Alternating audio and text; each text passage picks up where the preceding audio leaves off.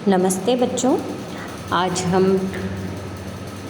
कक्षा 12 हिंदी काव्यखंड पाठ 3 जो आपकी 2 कविता हैं, कविता के बहाने और बात सीधी थी पर पढ़ने जा रहे हैं। उससे पहले हम कवि का परिचय करेंगे। कवि का नाम है कुंवर नारायण। तो कुंवर नारायण का परिचय आप लोग अपनी किताबों में देखें। कुंवर नारायण का जन्म 19 सितंबर सन 1927 को उत्तर प्रदेश में हुआ था।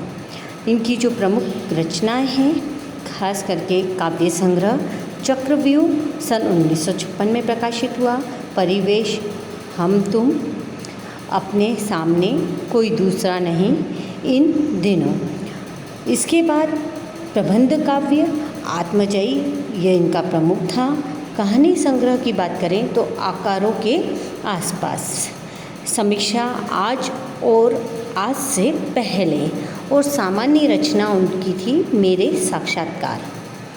प्रमुख पुरस्कार उन्हें साहित्य अकादमी पुरस्कार, कुमारन आशान पुरस्कार, व्यास सम्मान, प्रेमचंद पुरस्कार, लोहिया सम्मान, कबीर सम्मान और ज्ञानपीठ पुरस्कार से सम्मानित किया गया था।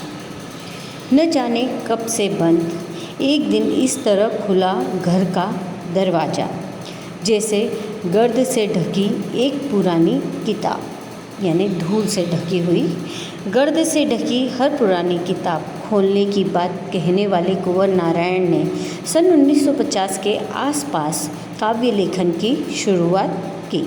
उन्होंने कविता के अलावा चिंतन परक लेख, कहानियाँ और सिनेमा तथा अन्य कलाओं पर समीक्षाएं भी लिखी हैं, किंतु कविता की विधा को उनके सृजन कर्म में हमेशा प्राथमिकता प्राप्त रही। नई कविता के दौर में जब प्रबंध काव्य का स्थान प्रबंधव की दावेदार लंबी कविताएं लेने लगीं, तब कुंवर नारायण ने आत्मजयी जैसा प्रबंध काव्य रचकर भरपूर प्रतिष्ठा प्राप्त की। आलोचक मानते हैं कि उनकी कविता में व्यर्थ का उलझाव, अखबारी सतहीपन और वैचारिक धुंध के बजाय संयम, परिष्कार और साफ सुथरापन है। भाषा और विषय की विविधता उनकी कविताओं के विशेष गुण माने जाते हैं। उनमें यथार्थ का खुदरापन भी मिलता है और उसका सहज सौंदर्य भी। सीधी घोषणाएं और फैसले उनकी कविताओं में नहीं मिलते, क्योंकि जीवन का मुकम्मल तौर पर समझने वाला एक खुलापन उनके कवि स्वभाव की मूल विशेषता है। इसलिए संशय, संभ्रम, प्रश्नाकुलता उनकी कविता के बीज शब्द हैं। कुंवर जी पूरी तरह नागर संवेदना के कवि हैं। विवरण उनके यहाँ नहीं के बराबर है, पर व्यक्तित्व और सामाजिक ऊहापोह का तनाव पूरी व्यंजकता में सामने आता है। एक पंक्ति में कहें तो उनकी तटस्थ्य वितराग दृष्टि, नोच खसोट, हिंसा प्रतिहिंसा से सहमे हुए एक संवेदनशील मन के आलोड़नों के रूप में पढ़ी जा सकते हैं। कुंवर नारायण की यह पहली कविता है, कविता के बहाने, जो इन दिनों संग्रह से ली गई है। आज का समय कविता के वजूद को लेकर आशंकित है। शक है कि यांत्रिकता के दबाव से कविता का अस्तित्व नहीं रहेगा। ऐसे में यह कविता की अपार संभावनाओं को टटोलने का एक अवसर देती है। कविता के बहाने यह एक यात्रा है जो चिड़िया फूल से लेकर बच्चे तक की है। एक और प्रकृति है, दूसरी ओर भविष्य की ओर कदम बढ़ाता बच्चा। कहने की आवश्यकता नहीं कि चिड़िया की उड़ान की सीमा है। फूल के खिलने के साथ उसकी परिणति निश्चित है, लेकिन बच्चे के सपने असीम हैं। बच्चों के खेल में किसी प्रकार की सीमा का कोई स्थान नहीं होता। कविता भी शब्दों का खेल है और शब्दों के इस खेल में जड़, चेतन, अतीत, वर्तमान और भविष्य सभी उपकरण मात्र हैं। इसलिए जहाँ कहीं रचनात्मक ऊर्जा होगी वहाँ सीमाओं के बंधन खुद ब खुद टूट जाते हैं, जो चाहे घर की सीमा हो, भाषा की सीमा हो या फिर समय की ही क्यों न हो। तो हम कविता पढ़ना शुरू करते हैं। कविता के बहाने। कविता एक उड़ान है चिड़िया के बहाने, कविता की उड़ान भला चिड़िया क्या जाने। कवि कहता है कि कविता कल्पना की उड़ान है। इसे सिद्ध करने के लिए चिड़िया का उदाहरण देता है। कविता की उड़ान भला चिड़िया क्या जाने। साथ ही चिड़िया की उड़ान के बारे में यह भी कहता है कि चिड़िया की उड़ान सीमित होती है, किंतु कविता की कल्पना का दायरा असीमित होता है। बाहर भीतर, इस घर उस घर, कविता के पंख लगा उड़ने के माने।